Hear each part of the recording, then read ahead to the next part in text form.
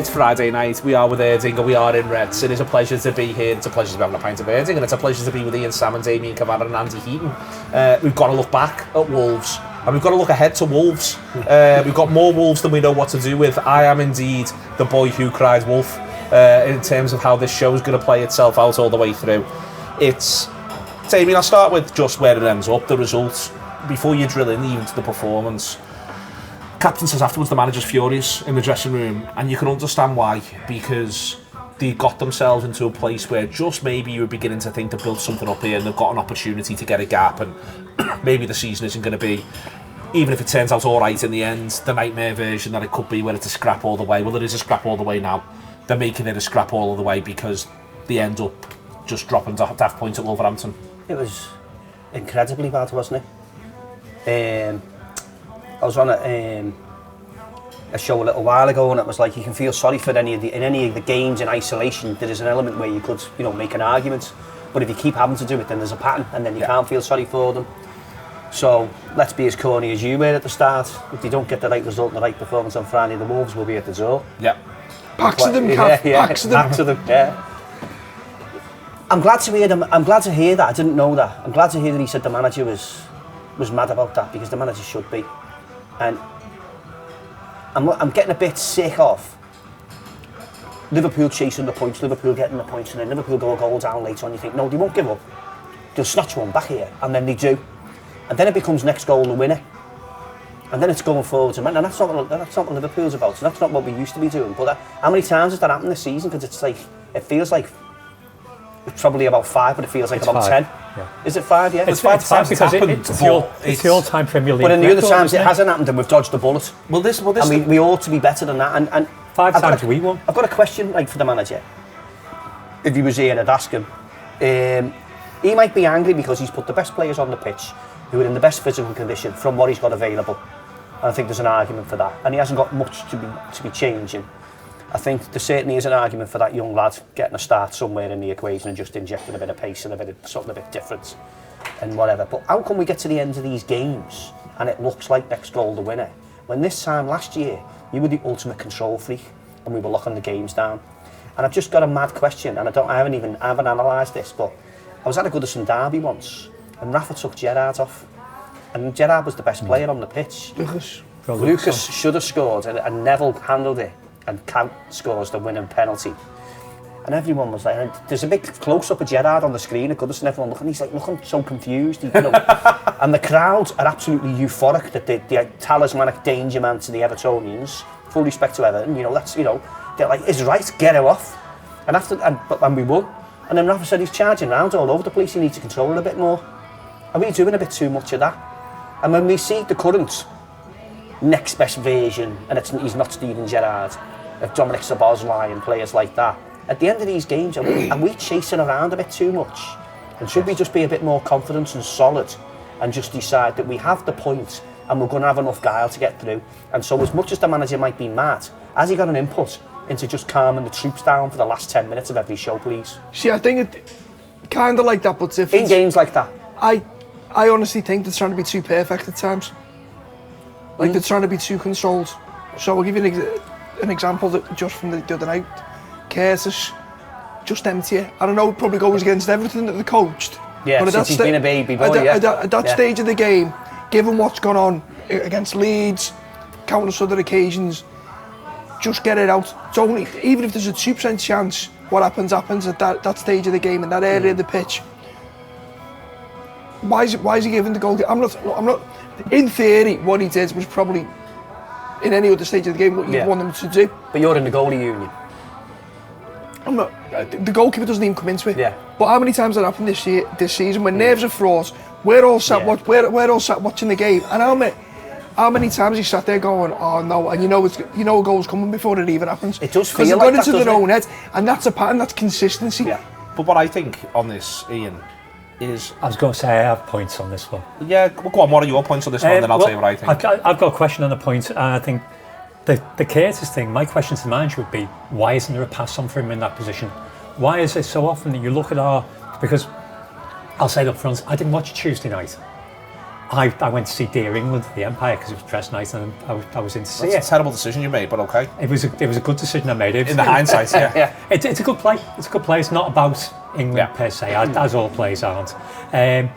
So I watched the game afterwards knowing how bad it was going to be. I watched it last night knowing how bad it was going to be. Watched the whole bloody thing last night. Little bits on fast forward, but watched an hour and a half of Liverpool being bad, knowing that they were going to be bad. Why are there so many occasions during the match where the middle of our park is empty, our midfield is empty of midfielders, there is no one there to pass to?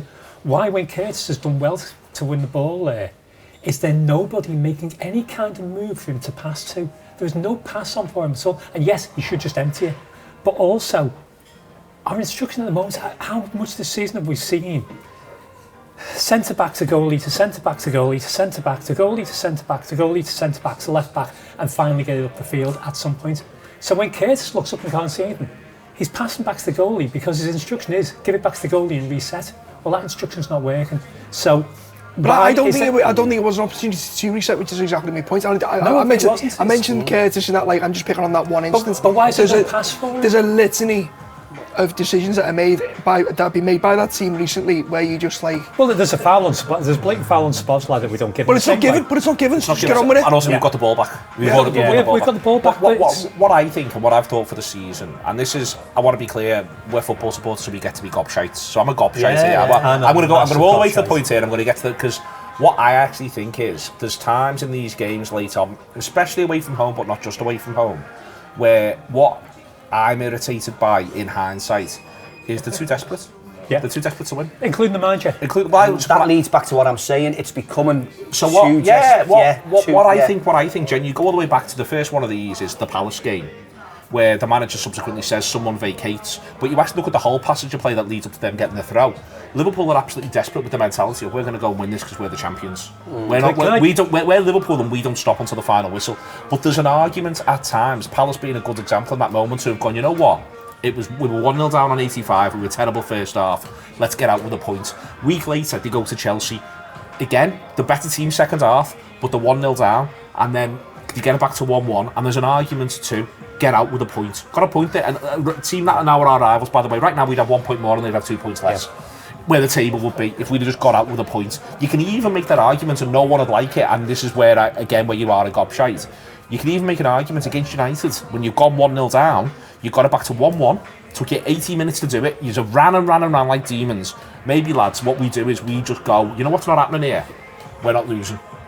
The point will be all right, and we lick our wounds and we come again. Oh, you let the opposition take the risk. Oh, exactly. You then say to them, and the opposition, by definition, know that if you stay in the game, just hang in the game long enough, this team will make a mistake to give you an opportunity, and that gives the other team encouragement. But I think we are continuing to fan that flame. And I think that what we've got is we've got this mentality, which in loads of ways is a really positive mentality. The game's not done till the game's done. We're Liverpool, we try and win the game. And listen, it'll have got us points this season, and it'll get us points in seasons to come. But right now, we're not in a battle for first. We're not in a battle with Pep Guardiola's Manchester City of 5 years ago for first, where it's win or bust all the time. And there's a bit of an argument that where they end up on Tuesday, I think, where they end up on Tuesday. And as I say, you get to be a gobshite, because if they had Drew, I'd still also love to draw him. But there's an argument to say, where you ended up, lads, you just then needed to say, you know what, this hasn't been our day. But Neil, they've done it that many times. Teams don't... You're not telling me... So, say for instance, that game was last season and it played out exactly the same way, and Curtis gets the ball in that where he gets it towards the end of the game, and it sounds like I'm making it Curtis, I'm not, it's just the most recent... it's the most recent example. I'm genuinely, I'm not blaming Curtis for that. I don't think anyone is. No, I understand the point I was making. But if that's last season, Wolves aren't even trying to pen him in. No. But because we've done it that many times this season, they're smelling blood. Correct. And they're pushing and they're being braver than what they would have previously been when we had a bit of consistency. So what I was saying because to Neil, and the point Neil was making, and I was trying to expand on, is let them ask the questions. Same with United. So bear in mind, so United are winning, we pull it back to 1-1, and everything in your body, you still don't copy. You go, fucking go for it. Slow it down.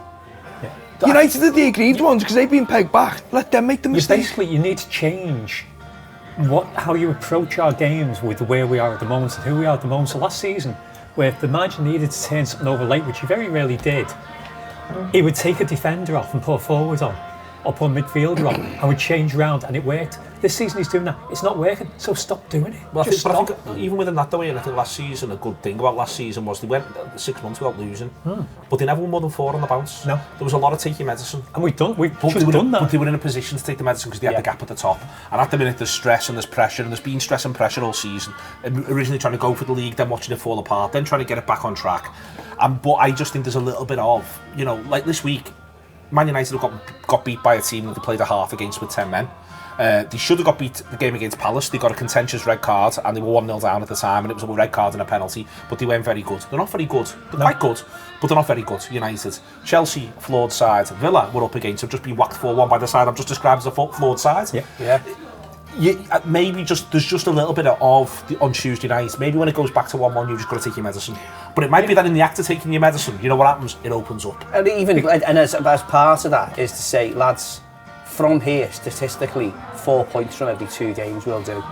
So if we win the home one, and draw we're taking the away one, the away point. Well, and then if the opposition make a mistake because they're at home and they're coming at us, in every changing room up and down the country right now, it'd be remiss of any manager, any coaching staff to say, listen lads, everyone goes through a time where it's not quite going for you. It's not quite going for them, and it's in their head now.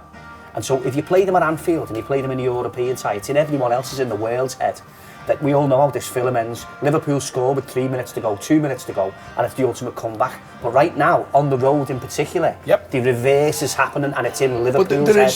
It's in Liverpool's head. It's for them to be brave mentally, and to step forward to do that. There is another thing, if you take the emotion and the mentality out of it.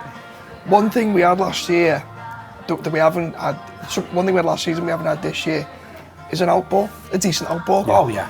And that affects so much, and when you're under pressure and when you're boxing in, because teams are aware that goes over the top, you're in trouble. Yeah. And we haven't got. So the more I listen to the manager's comments post PSG last year, the more I can't understand this. Someone in this, don't get me wrong, I'm not going to be a hypocrite. When we made all these signings, I thought, fucking great this, I fucking love this. We all did. Right. Because he wants to play like PSG. Yeah. But what have PSG got? Terrifying pace. Yeah. 3 lads up front who playing a line, who were all outballs all the time. Outballs, terrifying pace. But we didn't expect Salah to be as bad as he's been this season. We didn't expect Isaac to be injured all season. Look at his age, there was going to be some drop-off. There was always going to be some drop-off. And I'm not just pinning this on Salah. Gakpo is playing like a pudding on that side of the pitch. I'm sorry, but he is. He's not a legitimate outball. And he wasn't so an outball last season. No, but Salah wasn't an outball last season. But we were still managing to get out. No, because Diaz was there. Because Diaz and Nunez and Jota to an extent, the way in which they all work together. Nunez as well, Nunez's ability to be an outball is... If that lad could shoot, he'd be a great centre forward. Because he had everything else. So what they've done is they needed an outball. They made the noises like they needed an outball. But because for me, Gakpo's the same player this season as he was last season. I just think he's the same player. But there was more going on around him, so you could facilitate him. And he was in and out of the side. I also think, as an extension of what you're saying, is the outball. I agree with all that. And Nunez was running the channels and running in behind and whatever. Diaz was doing it, all that. But also, if we ever lost the ball, them lads didn't have put a shift in coming backwards, and they had much more of a shift in them coming backwards to get us the ball back. And Ekatiki's not that player yet. No. So they've lost it as an outball, but they've lost it as a recovery as well, and it's hurting us. But there's also because it's like anything. So for example, you think about any team without a centre forward. If you're playing full back, for example, and this isn't. I think it's an extension of what Andy and yourself have been saying. It's not specific to the incident that we've just been talking about where Liverpool concede that goal, as in, Alisson booting it out. But if you haven't got that out ball, if you're playing in a football team that hasn't got a number 9 or hasn't got someone who can go that way, you know he's in the team, and before you can even look at the floor getting the ball, I know he's going to be there. I don't even have to look. He's going to make my ball look even better than it is. It's going to go bang, and all of a sudden, and the opposition know it's they've got to come back. Well, Liverpool haven't got that at the moment, and so goes back to what you're saying. Where's the outball? And people are hesitating for half a second. But I think the outball, and then you've got to start coming back in. But I think the outball, it was meant to be, because I think it's dead interesting the other night. First 20 minutes, there's one bit in particular where Ekatike carries the ball 60 yards from effectively our final third into their final third. Does a brilliant job of doing it. Does a brilliant job of doing it. Passes to Frimpong and skies it. And stands there going, why have I just done that? We could have done anything else but chooses to do that, and that's where it ends up. But I think, Damian, that was the outball. But the point is that the lad can't be that for 90 minutes. No. I think he gasses out, and he knows he's trying to manage himself. He knows he can't be that for 90 minutes. I think the outball, this season at least, and I think there needs to be more outballs, to your point, there needs to be fucking 3 of them in a line. That's what I want. But I think the outball was meant to be, you get 60 minutes of Ekitike, 30 minutes of Isak. Or you get 60 minutes of Isak, 30 minutes of Ekitike. Yeah. And you do this, and what happens is the lad who comes on is going to scare the life out of you. Because you're knackered as you're playing centre-half, and these lads are suddenly running channels. And that, again, that's what's doing them in. That's what's doing them in. That's why there's not an outball. There's also a story that came out a couple of months ago now. The Slot did not want Diaz sold, and it was Richard Hughes' decision because the money was too good to turn down. And, Slot's furious in the dressing room. I don't blame him for being furious because the person who gets sacked is the manager. And if he's going to lose his job over the players not doing what they're supposed to or not what he wants them to do, and part of what he wanted was he didn't want Diaz sold. And Richard Hughes also made the decision to sell Quansah before we signed Gay.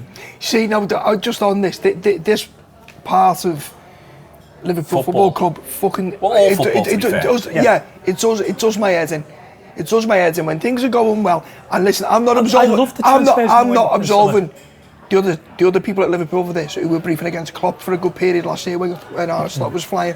Right, keep it in house. It's always been the Liverpool way, and call me old. Right, keep this in house. Even though you're the youngest at this table. I am. Keep it in house. Terrible.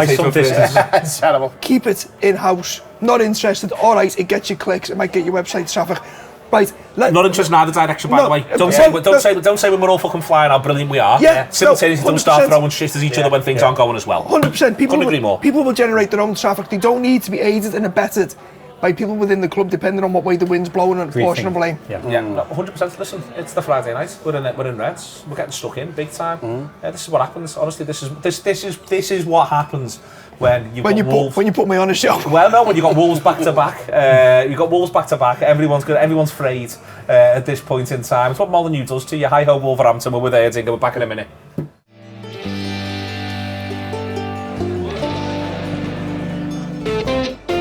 Welcome back. It is the Friday night. We are in Reds. It is Erdinger. We're having too much fun, by the way. That was probably the longest gap we've had on a Friday night for ages. Absolutely.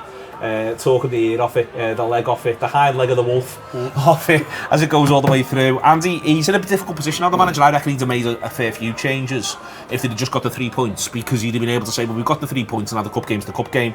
He doesn't want to be walking away from Molyneux back to back with defeat, whether that's defeat in extra time, defeat in normal time, defeat on pens. I'm not sure what he does, because it would stick in the craw, I think, for everyone. I don't know, to be honest with you, I'd be absolutely furious if they go into there tomorrow night and play up brilliantly. Well, play them off the park from minute one. Absolutely fantastic. How dare you? Yeah, smash them everywhere, walk out 3-4-0. If they walk off that pitch playing well, having won handsomely, I base the fire brigade will be in Crosby. But you want to win ugly, don't you? No, yes, I do. Yeah. I don't want to see that Liverpool team. They don't deserve to play well. Don't deserve it. So you're actually asking for a shit performance? Yes, please. No, I'll just be furious because I know what's going to happen, and we'll show how good we are. And when ideally, you'd take the league points out. But the thing is, weirdly, we are only 3 points off there at the moment, the way everything else is falling. But we could make it a lot easier for ourselves. We could have, yeah. To Neil's point, is between a bit of a rock and a hard place, and this is where I've got some sympathy with the manager, because he can't win. You stick your logical head on. I mean, he hasn't really got that many options to rotate anyway, but you would expect he would use every option that he did have to rotate. But now, given what's happened earlier in the week, he's got to put a team out where he's as sure as he can be that they'll win, and that in itself presents a risk, especially given. But he always had to. Well, all right. Well, what squad players would you use? You're saying you wouldn't use Chiesa from the start. I wouldn't. I think Chiesa's basically useless. I think he's gone. I don't think he's an option at all. I think Leone can do a job for you. You'd use Rio, presumably. I'd definitely use Rio. I'd use Robbo, obviously, as left back. Possibly Gomez as right back. Would you give Mamardashvili a game? Yes. Yeah, because Alisson's having an absolute mare at the moment.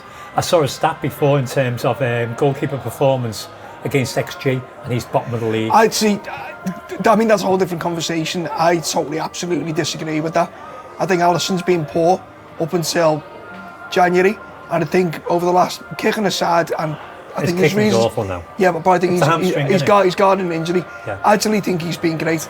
the last 6 weeks, but that's a whole different He's made show. a couple of cracking saves. The reason why I said Mamardashvili is simply because He's got to play at some point. He's got to play at some point.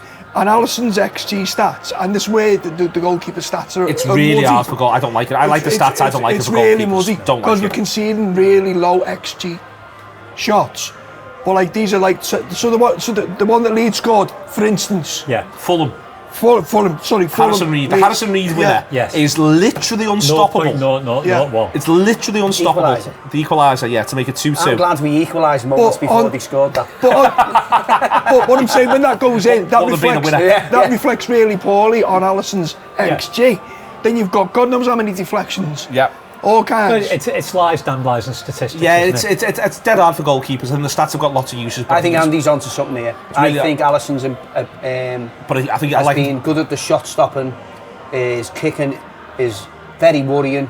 He's got away with a couple as well that hasn't been spoken about. Yeah. He's got an injury, and you go back to should the goalkeeper Cav, play on Friday night? Can I expand on that though? If the players must know that if he's nursing an injury, then why would you give him the ball? Why give him the ball? You know, and it goes all the time. It goes back to being Zoom-brained. If you're and I keep going back to Curtis, and it sounds like I'm there, but he's not the only one who's done this. If you know your goalkeeper can't kick it or risk 6 weeks out, don't give him the. If the ball's an open play, you've got all the time in the world. Sound. Yeah. Again, I'm not blaming Keir Sandra on that. For Curtis, I'm going. Where's your pass? Why is nobody giving him a pass? So hang on. So you're picking Leone, you're picking Rio, you're not picking Chiesa. Mamardashvili. You're picking Mamardashvili, you're picking Robertson, and you're doing Gomez at right back. I might do Gomez as centre back. Who are you doing at right back? Calvin Ramsey. No, because the manager's definitely not doing it. That's not happening. I think there's a case to be made for playing Gomez instead of Van Dijk, because Van Dijk needs a rest. He shouldn't have been pushed off the ball that easily, and he looks like a player who just needs a rest at the moment. But that leaves us wide open. Curtis Jones at right back. There's a thing to remember here, I think, for me, Damian, which is you get 5 subs. I'm very up for first 45 Canate, second 45 Van Dijk, both of them playing next to Gomez.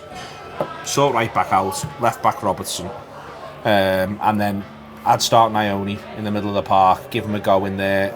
Gravenberch, I'd point out, has only just played 45. Did he get more than 45? You know, I'd start Rio. I think you've got to start Chiesa. I think the manager doesn't want to pick Ekitike again. The other thing I'd point out as well is he can go to extra time and penalties. I wouldn't be starting Salah. I wouldn't be starting Salah because I want to bring Salah on 60. Can I propose something radical on that front then? Yeah. Kerker's on the left, Frimpong on the right, but not in defence. I mean, I didn't realise I was sitting next to the spirit of Gerard Houllier. But here we find ourselves. We talk about outballs now. This goes back to having an outball, and the one thing either of them can do. Stop picking fucking fullbacks wide midfield in 2026. We've been talking all season that Frimpong can be used where Salah plays. Have we not? Well, people have been, but I haven't been. I'm strongly against it. I'm against it. He's an unbelievable attacking fullback. If you don't want to play Salah, the exact same reason. If you don't want to play Salah, what are your options then? Chiesa. But he doesn't like centre forward. Chiesa right, and Rio left. I think. I'm not hot on Gakpo down the centre at the moment either. I think they should change the goalkeeper because there's an opportunity to do so, and if he doesn't play in this game, when does he play? And given the fact that any goalkeeper might get injured, and Alisson gets as injured as many of the others, how do you keep his hand in? So you know what will happen if they play Mamardashvili? They'll give him a back pass to his right. No. They'll carry on giving him back pass to his right foot. They will. They haven't figured this out yet, have they? No. Goalie's left foot.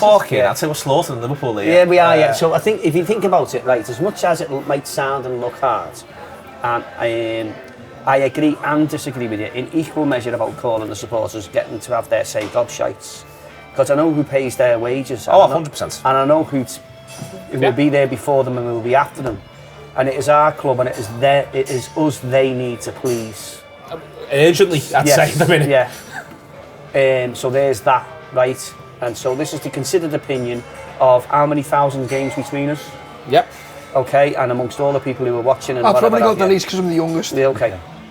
Right, so there's that. So I think it's simpler than that. I think it's more difficult from the fans' point of view for all the reasons you said. You've got to give us something, this, that and the other. Now, I said it before the Brighton side, the FA Cup does not keep that manager in this job. I don't think he gets him sacked either. but it doesn't keep him because in it the doesn't job. really matter. Okay, so the games against Galatasaray and the Premier League games are significantly more important to this club on a number of levels, not least financially, and we've just had the financial results where they've just literally said, with the exception of the corner flags and a packet of crisps, we've spent everything that we've got and we've kept our business going. And we've made more money than ever, but we spent more money but we spent it all, right? And the only reason we can go anywhere with this is if we stay in that competition. So as much as the fans might like, and the fans deserve, and all those lads and lasses who were going down there on a Friday night on the back of like, what's just gone on, they deserve everything from Liverpool. Yeah. Liverpool will look at this and they'll say, well, everyone who's going all the way over to Turkey, and this club being, for each round that you get through is worth significantly more money than even winning the FA Cup, never mind anything else that comes with it. That's my bread and butter. The modern bread and butter is the Champions League. And Shankly himself would say it. The man who said that, he would say that. There's no maybe about that. So I think you've got to start looking at the club and saying they're going to have to pick the team for Friday backwards from the team who starts on Tuesday. 100%. And so from there, the goalkeeper, give him a rest, and also give this talented young goalkeeper a chance to keep his hand in case we need him later somewhere else.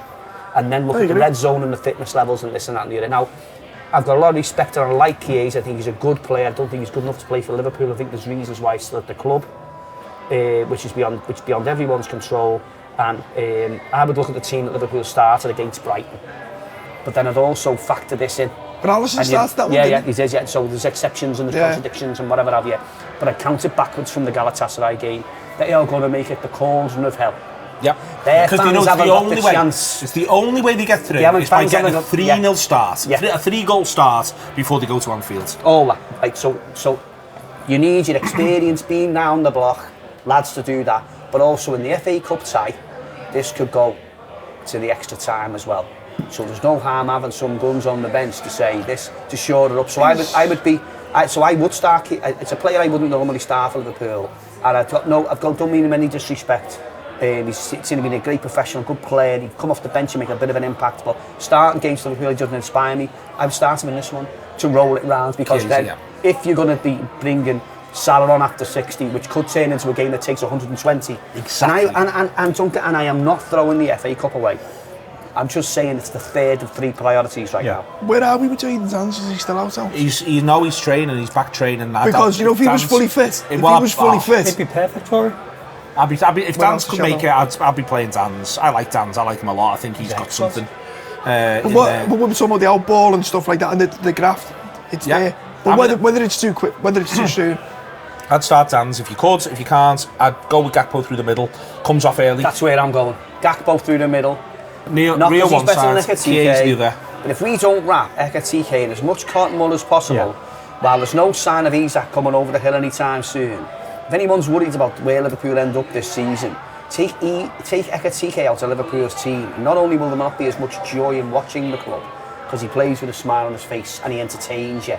We're not going to score enough goals and we're not going to be enough of a threat. He's basically the only excitement we've got at the moment, and it will turn. Yeah. Every team goes through this. The manager said today in his press conference he thinks that Fiat might be able to get a few minutes. Again, though, my argument there is... What's that, 3, 4? No, my argument there is more, you don't want to bring him on before 80, give him game state, because it could go to 120. Yeah. So you've got to box clever, but I'm in favour of boxing clever. I don't think we do enough boxing clever.